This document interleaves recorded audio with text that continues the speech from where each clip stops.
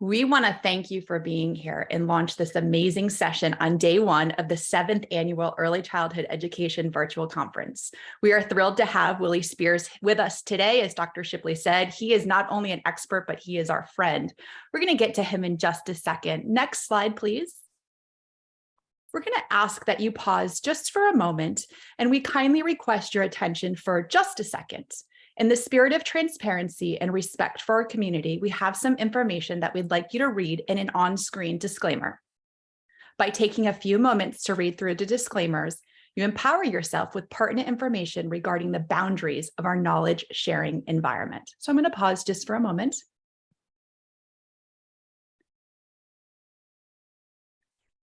Next slide, please, Willie. Take a moment to read through this slide also, please.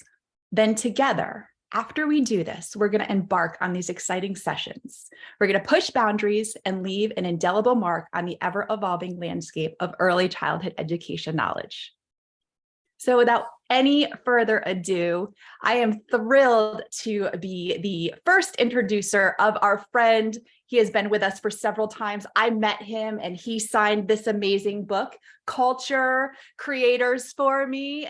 Feels like way back in the day, but he truly has become one of our friends. Willie Spears is a critically acclaimed keynote speaker, an award-winning educator, and a children's book author with several books. He earned a bachelor's degree in communications from Northwestern Oklahoma State University, where he and Dr. Shipley were classmates, and a master's degree in education from Troy University. Willie spent 20 years in education as an administrator and a teacher. He adds value to educators and preschool students every month through face-to-face presentations. I can't keep up with his schedule. He is just inspirational, one coast to another, all sorts of demographics, all sorts of groups. And we are so thrilled that he took the time to spend it here with us today. Willie, you're what they're waiting for. The floor is yours. But thank you so much, Dr. Hill. It's great to be here with you and Dr. Shipley once again. And those who are participating in this conference, do you realize how lucky you are? Like, do you realize the magnitude of speakers, definitely not counting me, that they've put together? What I do, I just come on here and plagiarize. I listen to all these great speakers. I take notes, then I go around the country and people think I'm smart. It's an honor for me to be here with you today. I definitely have a passion for the topic we're talking about today. And I want you to make sure you check out Early Childhood Chapter. That podcast is unique in that it's only 10 minutes. So, you know, some podcasts are an hour long, and even if it's good, you just don't have time to listen for an hour. But I can pop on that podcast 10 minutes and get a nugget that'll help me. And so I listen often.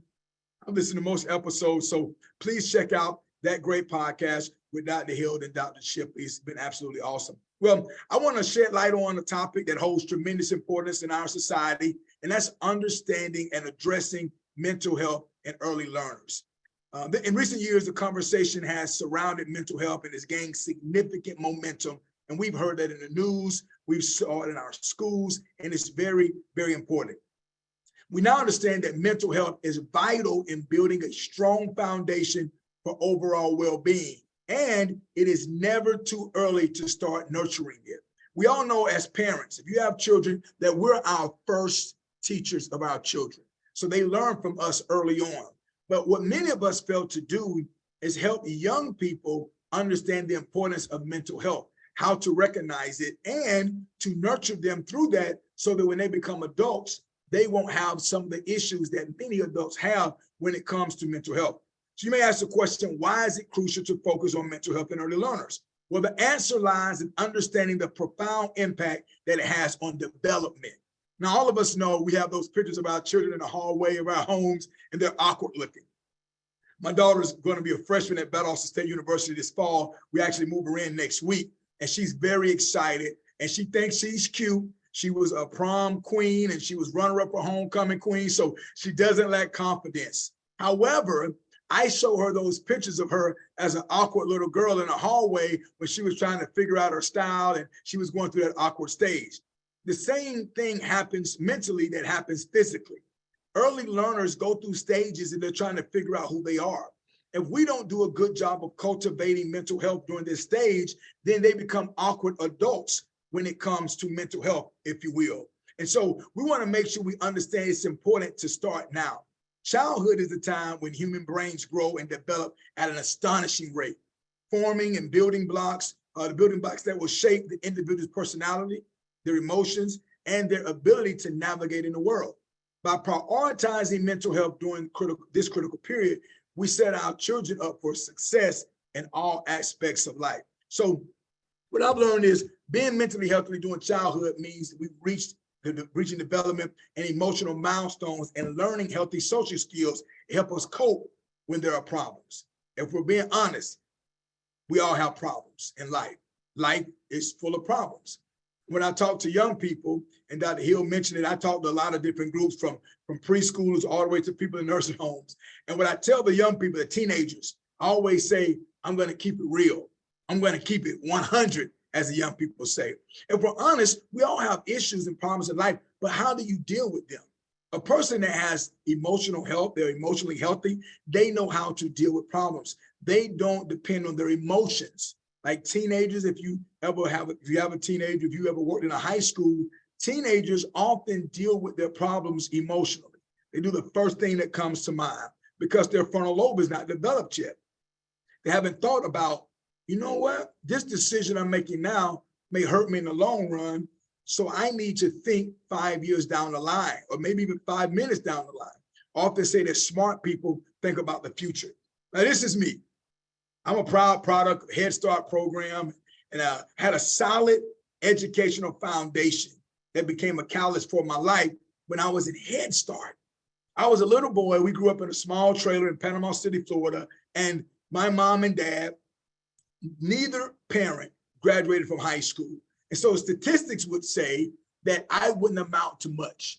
Statistics would say that my life will be full of turmoil and maybe bad decisions, but definitely a lack of education. Well, Dr. Hill told you when she introduced me that I have a master's degree in education. I've written 15 books, I have a 16th book coming out on Black Friday. Why did this happen? Did this happen because I'm such a smart guy?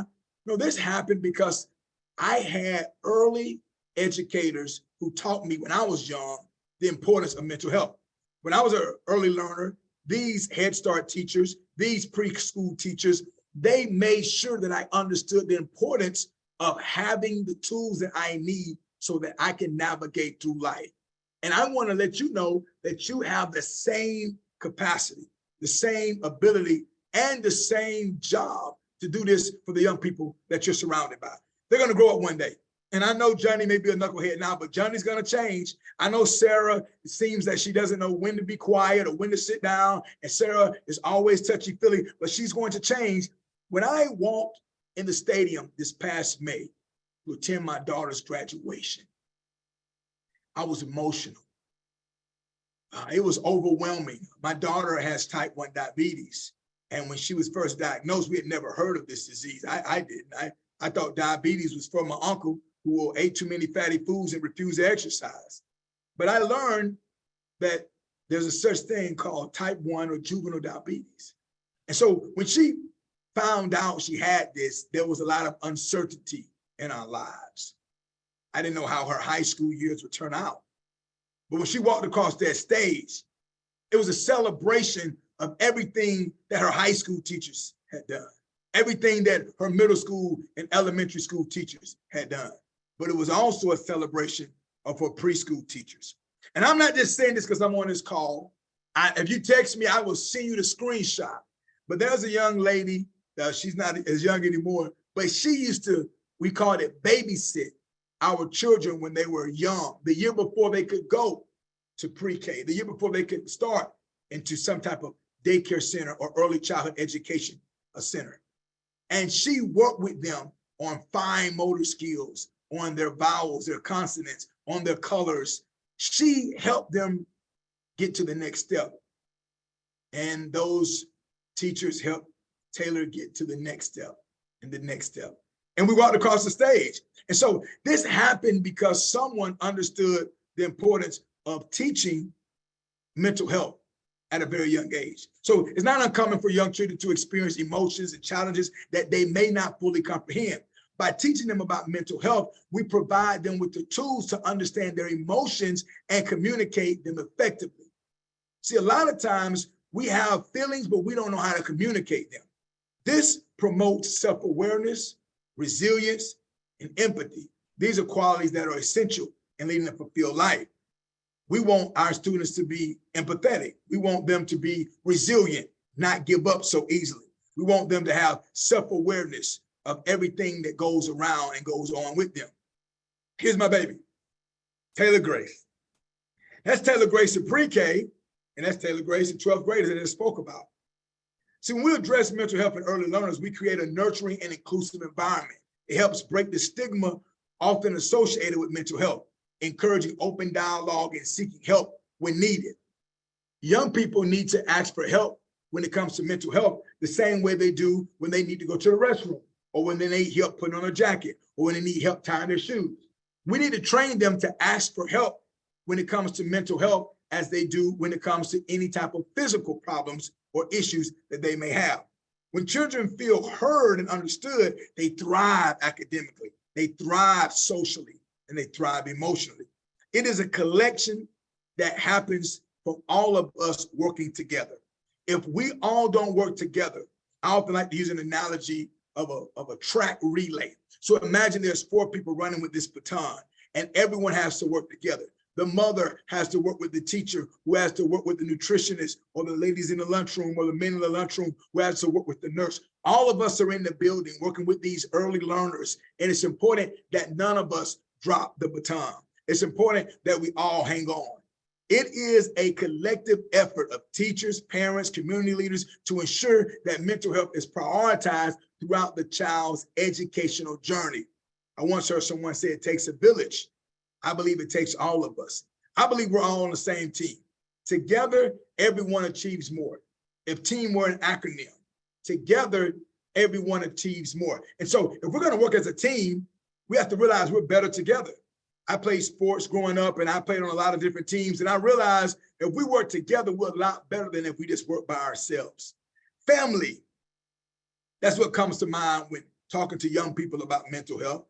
Family, we have to treat this school as a family, treat this learning environment as a family. We want to create a culture conducive to people being comfortable talking about mental health. Family as an acronym, F-A-M-I-L-Y. Forget about me, I love you.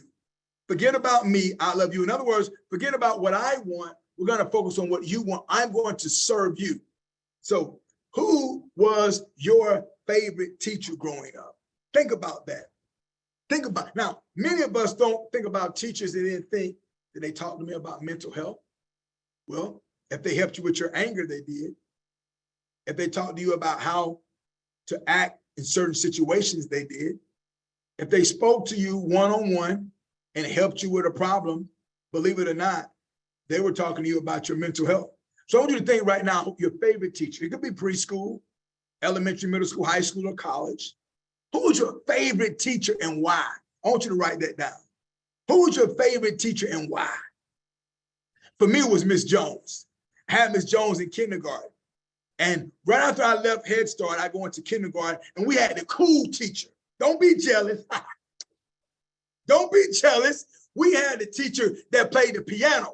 So all the other kindergarten teachers had to bring their students to our class, to Miss Jones' class.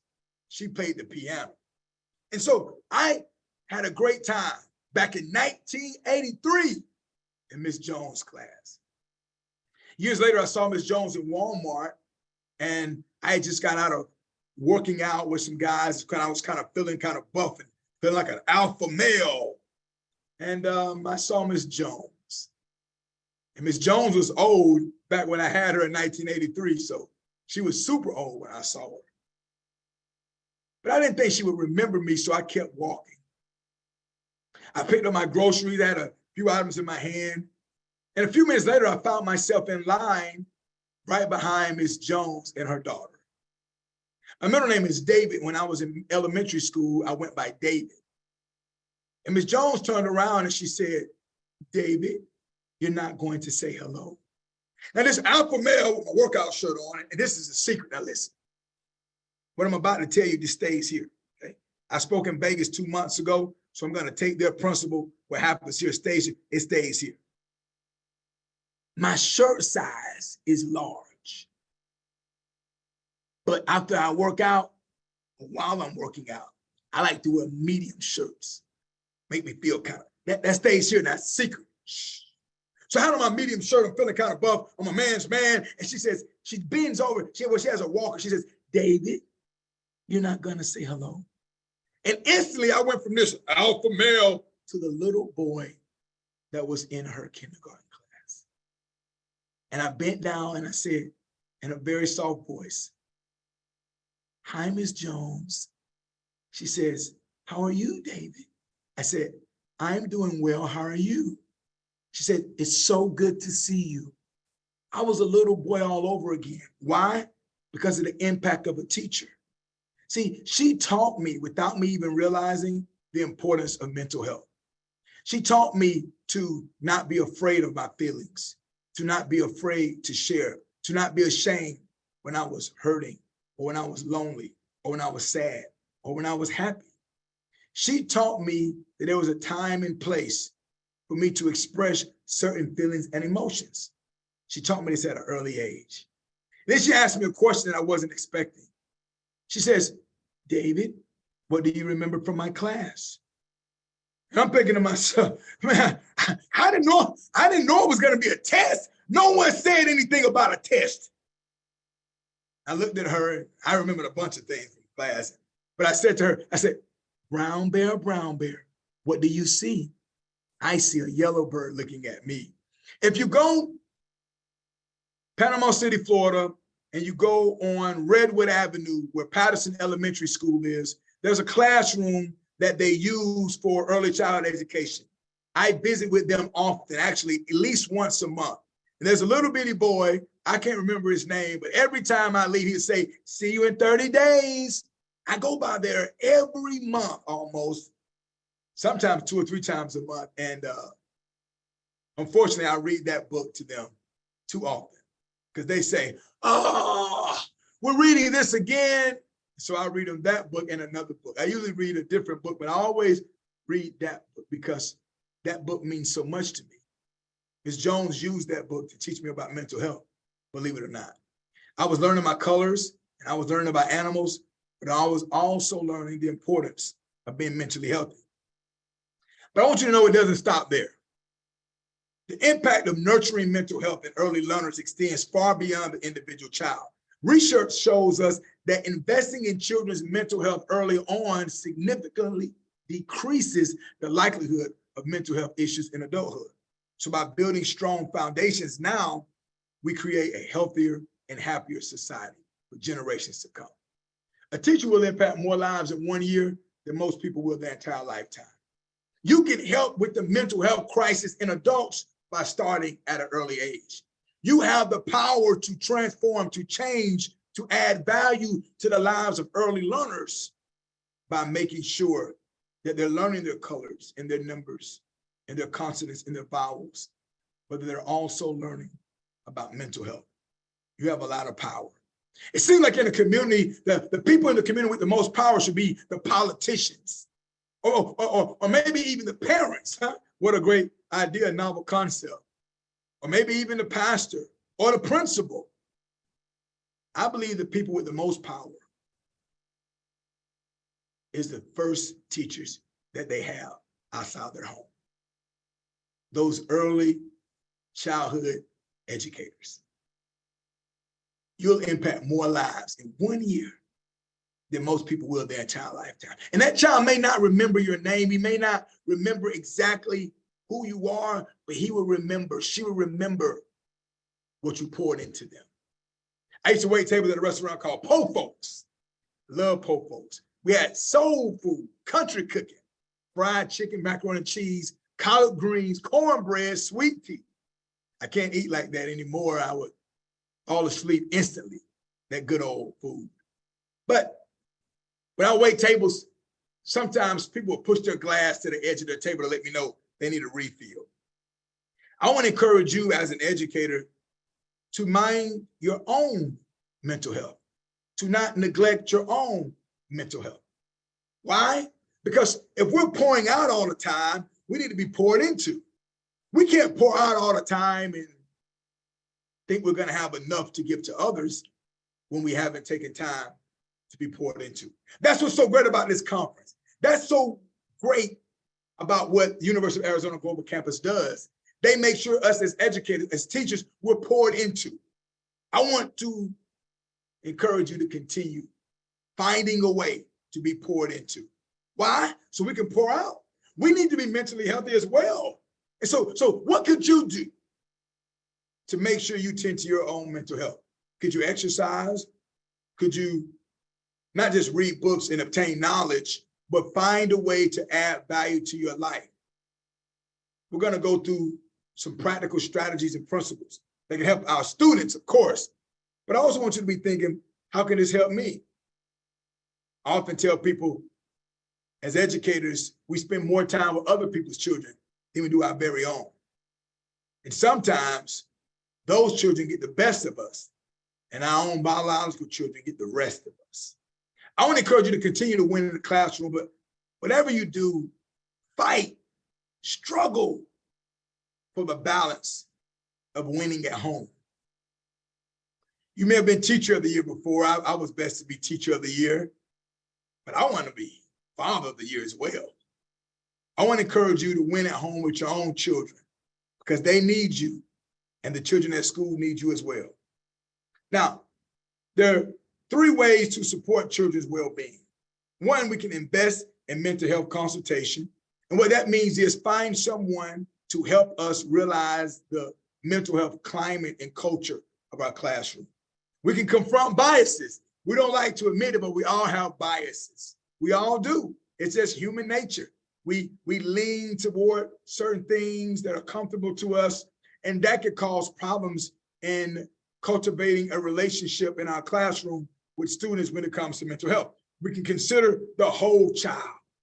Remember, your student is an entire human being, not just the snotty-nosed knucklehead that seems to not listen, that won't sit in the square, that won't sit Indian style, that won't stop hitting. My daughter, with her beautiful self, used to bite when she was in pre-K.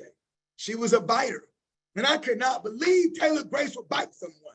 I couldn't believe it until I talked to a mother-in-law. And my mother-in-law let me know that my wife was a biter. When I met my wife, she didn't mention anything about biting little kids in pre-K. She held that information to herself. And so my daughter got it honest. Little boy named Cash. Taylor used to bite Cash. I mean, she would really bite him and leave a mark. I told Taylor, listen, you can't do that. And so something as simple as what's right and what's wrong, and something as simple as expressing your feelings can be part of mental health. We have to teach children how to make friends and resolve conflict. Do you know a lot of adults don't know how to resolve conflict? I've been an administrator in many different schools, and we've had adults that don't know how to resolve conflict. So I want to give you 5 songs. I'm not going to sing. I can't sing. 5 songs to help you resolve conflict. And this may be some strategies you can teach your early learners. Number 1, there's a song by Luke Bryan that says there's good in all of us. And so when that child may not behave, when that child is always crying, you don't know how to recognize, and we're going to talk about that, how to recognize what's going on with them. I want you to realize that there's good in all of us. And you know this, if you're an early childhood educator, you know that these are little children. They're going to change tremendously over the next few years. But I always want to remind you, even with your coworkers, even at home, there's good in all of us. The second song is a song from the mid-90s called Don't Take It Personal. It's a song by an artist named Monica. She reminds us to not take it personal. When little Johnny spills something on your brand new dress, don't take it personal. When you have a young student say something you never thought a little child could say, don't take it personal. Understand that we're trying to cultivate, trying to shape and mold their little brains as they grow older. We're trying to shape and mold that. And the way we do that is go through these steps to help them with mental health, but we shouldn't take anything personal. The next song is by Taylor Swift. She encourages us to shake it off. Just shake it off. Just shake it off. Sometimes we have a bad day at home, but our students need the best version of us. So let's shake it off. The next song is by Elvis Presley. My mother loved Elvis Presley. Elvis Presley had a song called Don't Be Cruel. And so whenever we're talking to a student, of course, never be cruel, but even with our coworkers, there's no reason to be cruel. And the last one is a hip hop artist named Kendrick Lamar. He has a song called Sit Down, Be Humble. Imagine if we can teach our early learners to shake it off when they don't get their way, to shake it off when someone took their favorite toy, to shake it off when they don't get to sit in their favorite seat, to shake it off when they wanted a juice and all we have today is milk. Imagine if we can teach early learners to sometimes sit down and be humble, to take the L, to let someone else win, to not always have to be right. Imagine if we can teach early learners to not be cruel, to be nice, to be kind, to be sweet, to have empathy. Imagine if we can teach early learners the importance of making sure that they focus on these attributes and realize that there's good in all of us. All of us have some good inside of us, and they don't need to take things personal. They don't need to say, I don't like Johnny. I don't like Sarah. Well, Sarah hit me. But you don't have to hit Sarah back. You can sit down and be humble. Learning in care environments that support children's health, social and emotional development pave the way for academic success. So if we can master a children's healthy social and emotional development, it'll pave the way for their academic success. And these things go together like peanut butter and jelly. They go together like hamburger and French fries. Like, could you imagine ordering a hamburger when there's no fries? Could you imagine going to a restaurant, going to a fancy restaurant like a McDonald's, and you say, let me get a hamburger, and I would like fries, but they say, we're out of fries. Wait a minute, let go together, come on.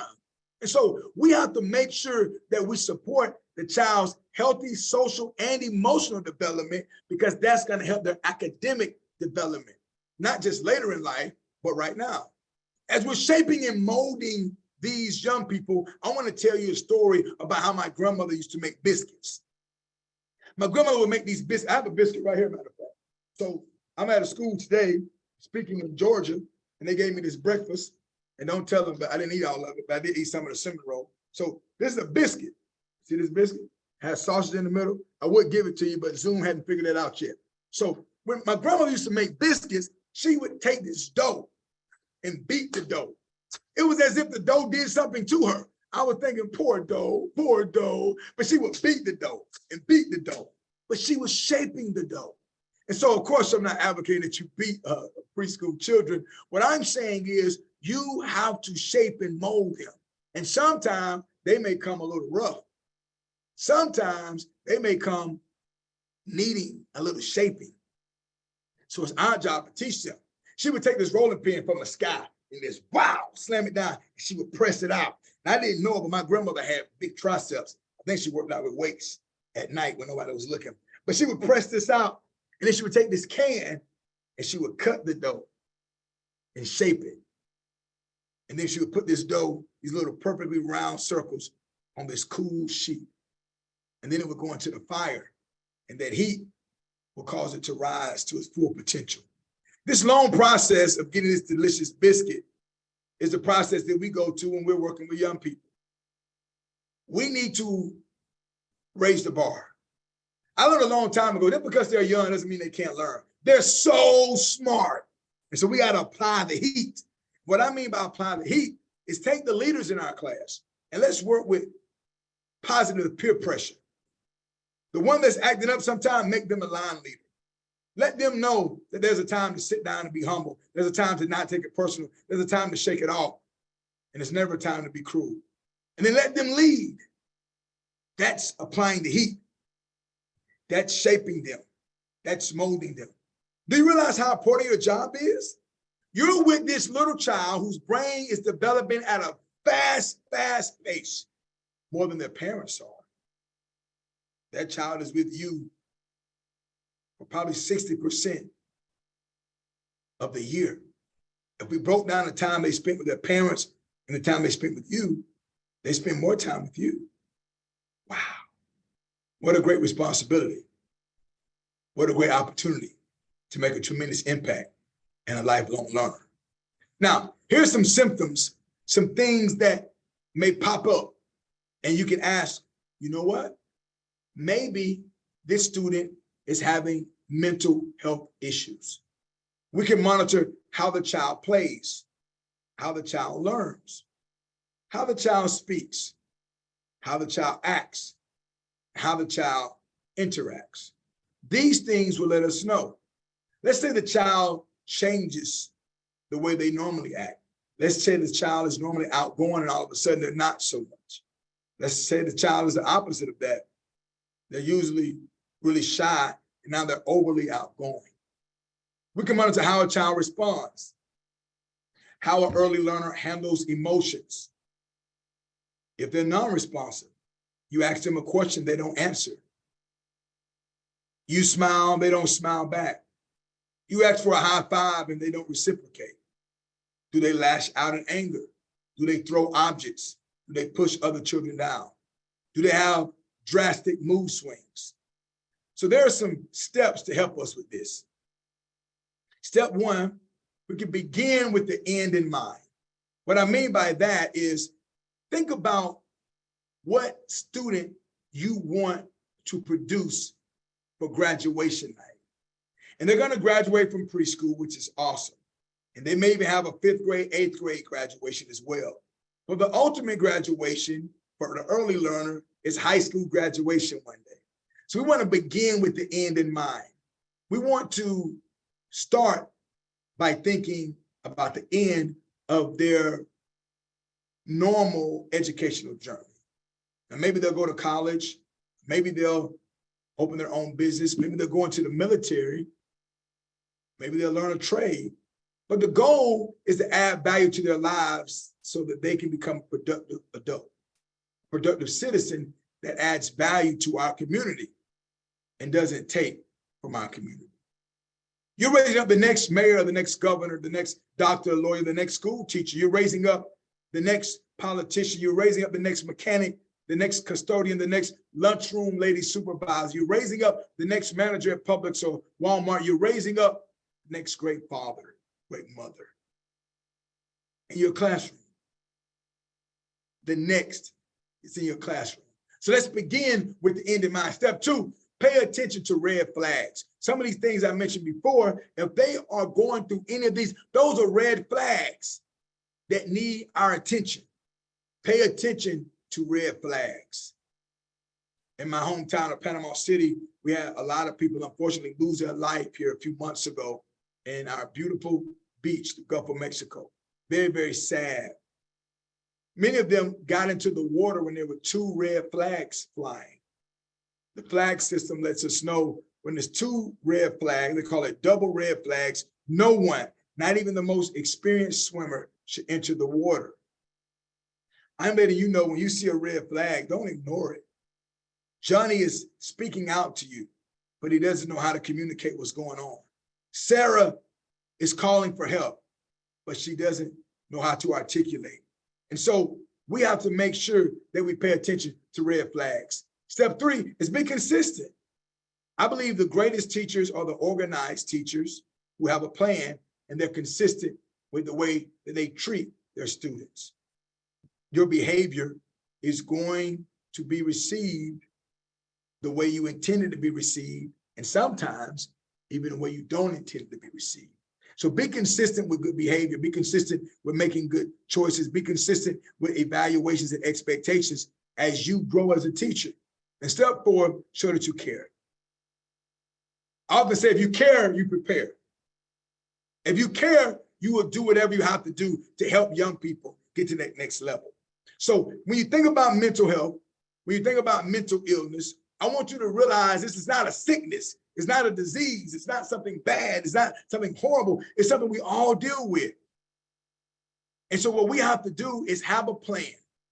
Have a plan for how to deal with mental illness. And the way that you do that is you help early learners know how to control their emotions, know how to deal with things that come up in their life, and understand the importance of what they're working with on an everyday basis, because you're the teacher. So in about 2 minutes, I want to open up for questions, but I want to go back to our initial definition. All right. Being mentally healthy during childhood means reaching development and emotional milestones and learning healthy social skills and how to cope when there are problems. And so our job is to help in these areas. I want to focus on understanding mental health in early learners, because if we start early, we will produce an outstanding adult, an adult that will add value to society, an adult that knows how to act right. So when you see an early learner having a temper tantrum, that's mental health. When you see one that's closed off, won't talk, won't communicate, that's mental health. When you see one that seems to be rude for no reason, or seems to lash out then calm down, when there are red flags flying everywhere, we need to pay attention and we need to consult a specialist, consult someone in your front office, get with someone who has gone to school, who has learned about this on a deeper level. But in the classroom, we all should be able to handle teaching mental health strategies. Why? Because we should be able to recognize them so that we can help our students get to the next level. We want to produce a student that goes to kindergarten, first grade, and second grade, that knows how to sit still, that knows when they're upset to say, I'm upset. Can I walk it off? Can I talk? Can I go for a jog? I had a student say, for me, I'm really going through a lot right now. Do you mind if I go outside and walk around? Now, this was a ninth grader. But when I work with young learners, and I do it all the time, I ask them those tough questions. I have difficult conversations with little people, 4- and 5-year-olds. I ask them, how are you feeling? I ask them, is everything okay? I ask them, tell me the best thing that happened to you yesterday. And when I ask these questions, that helps me understand where they are when it comes to mental health. At this time, I want to open up for anybody if they have any questions at all. I'm honored to be here with you all today. There's different levels to this, but I wanted to scratch the surface in talking about understanding mental health in early learners. Are there any questions at all?